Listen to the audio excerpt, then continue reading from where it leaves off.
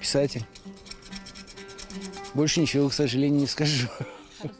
Anladığım gibi библиотекарь был, toplaydı kitaplar. O kadarlık işte haberim var.